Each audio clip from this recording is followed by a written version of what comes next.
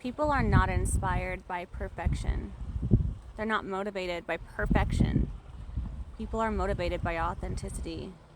People are inspired by watching someone else be authentic in their imperfections and striving forward regardless, changing regardless, fixing how they've behaved in the past to who they want to behave in the future. Those are the people that make the difference. Those are the people that inspire the followers. Those are the people that make change. If you think that your past is too jaded, too edged, if you think that the things you've been through in life are just too dark, that it makes you unable to be the voice for people, you're completely wrong. You're the right voice for all the people that need to hear you and hear your testimony.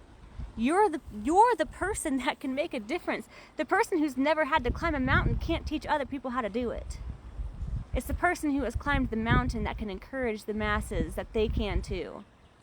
Nobody was ever inspired by somebody who had the perfect life handed to them.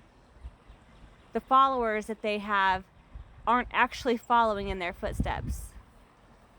They're not really believing in their story because they didn't have a story relatable. You see, authenticity lets people know that you are just like them. You're not more perfect and you don't have it easier. You had the same circumstances, the same options in life, yet you chose what to do during dark times. You chose what to do during your trials and tribulations. And what you went through doesn't have to be what Joe and Susan and Katie went through, but they can see how you rose above your circumstances and they can relate it to the circumstances they are currently facing in their lives. So no, your story is not too jaded. God never wanted someone perfect. If he wanted the perfect people, he would have gone into church and taken all the prophets and used them to tell the world how imperfect they were to be able to be seen by God. No, he chose people that were fishermen. He chose the people that were screw-ups. He chose the people that were relatable and authentic on their own personal journey. He chose the people that even when they decided to try to run away from their purpose, they told a story about how a whale literally swallowed them whole and took them there anyway. God doesn't call the people who had a perfect life. He calls you. So step into it. So stop believing in the lie that you've somehow soaked and absorbed in from social media, from the world that says that your life is not perfect enough to be an example. You're exactly the example that everybody needs because they are actually real people living a real life, going through real struggles just like you. And that's the whole point. The whole point wasn't to chase someone who's perfect. It was to have someone who's also imperfect show by example how to better their lives through their own circumstances. And no mountain is too high to climb. And there is nothing too dark that you can't take and transition into a changing footprint for the future generations long after you're gone here. And that's called legacy. That's called being the change that this world needs. That's called leaving your mark. You can have all the success in the world, but if you don't leave your mark, what's the point? You leave nothing behind that actually leaves the footprint of you. You leave materials behind that everybody will take and fight over it. But what did you actually leave behind that made this world a better place than when you found it? You see? What are the teachings, what are the words that you're saying to people that will long be told to other people because they were inspired by that one thing you said to them? You don't have to speak to the millions, but by speaking to the one, you potentially could be speaking to millions. Does that make sense? All right. Be authentic, be jaded. Show your story, be the change. Be the change you want to see. And it's okay to screw up. We all do. But acknowledge it. Work on it. Walk through it and better yourself from it. Don't blame everybody else for your circumstances, even though, not everything's fair. God, why does bad things happen to good people? There's plenty of bad things that have happened to me, and have I deserved it? Absolutely not. I've really not deserved it. But I live in a world that is full of people who have free will and free choices, and I can't control what other people choose to do and treat me, but I can control how I respond. And we weren't called to control how other people treat you. We weren't called to control our partners and our relationships. We were only called and instructed to control our own temper. We were called and and told to control our own tongue, our own words, our own response.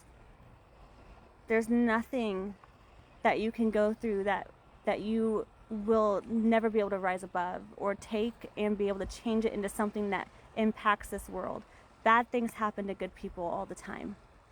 But all things can work together for good for those who love the Lord.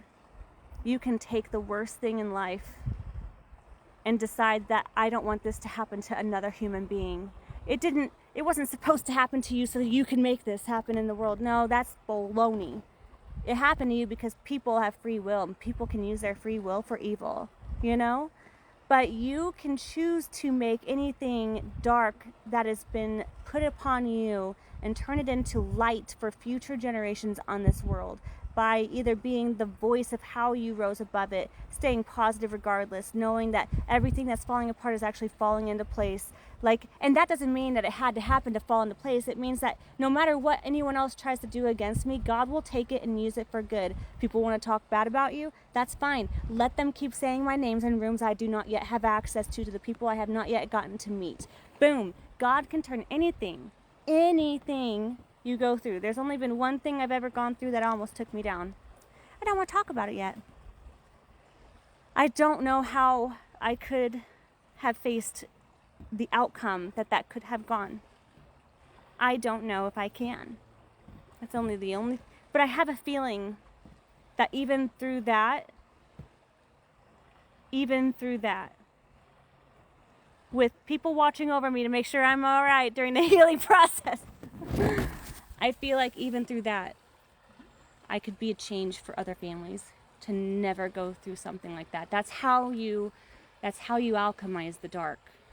You alchemize dark things happening to you that wasn't meant for you to have to go through. You weren't meant to be treated in such ways. You weren't meant to go through such pain. That is not God's intention for you, and it was never his intention to bring you into a purpose of your life. That's not true. But what God does is he gives you the ability to have power over the darkness, just like light has power over darkness. Love, has power over hate. Basically, love is light.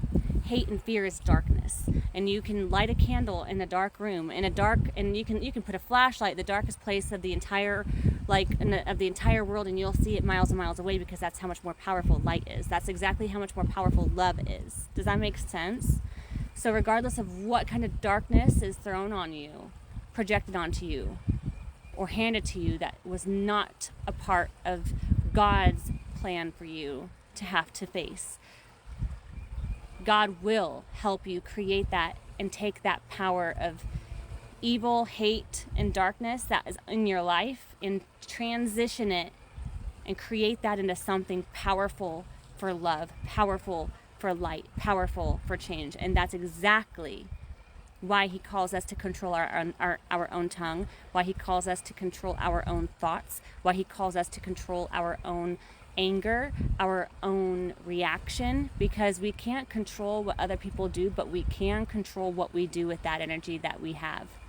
Pain is a powerful energy if you can transmute it into something beautiful, with creating outcomes for future generations to be able to have a different experience had they gone through it, or have resources to help them through it that weren't there for you. There are so many different programs and stuff that has been created with such extreme loss for other families to bring them hope. That is alchemizing darkness into light. That is alchemizing hate and fear into love. That is alchemizing legacy. It wasn't created by a perfect life. It was created by going through something that made you jaded and edged, broken. Whew. Anyways, tell you what, I've never been inspired by perfection in my life, and I don't think God was too thrilled about it when he had Jesus on this world. Jesus was like, you guys all think you're perfect. Anyone who thinks they're perfect is not someone to follow. Follow the authentic. Follow the ones that are willing to change, see different perspectives without having their way or the highway. Being open to conversation without having to shut everything down.